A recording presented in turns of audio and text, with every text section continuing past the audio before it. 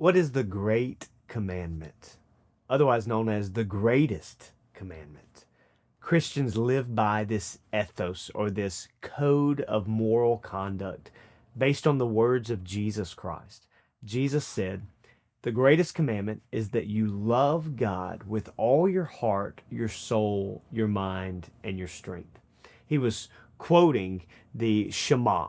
In the Old Testament, Deuteronomy chapter 6, every Jewish person would understand this great text that declared the utmost law and of greatest importance to them.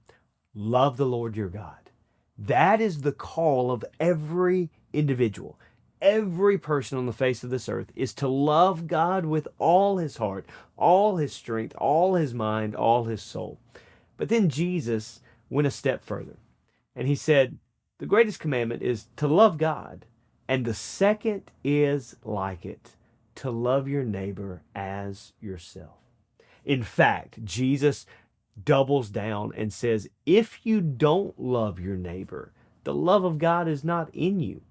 John would declare that in 1 John.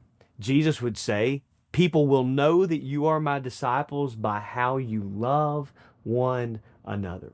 So when we see Christians, when we see Christianity on display in the world today, hopefully you are seeing acts of love.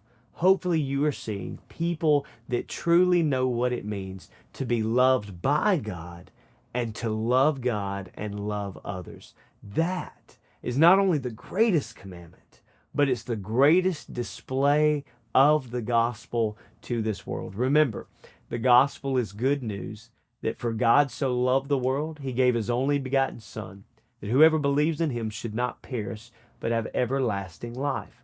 And if it's true that love is of God because God is love, then the way that the world knows that I'm a follower of Jesus is how I love you. And so may our light shine as we love God and love others.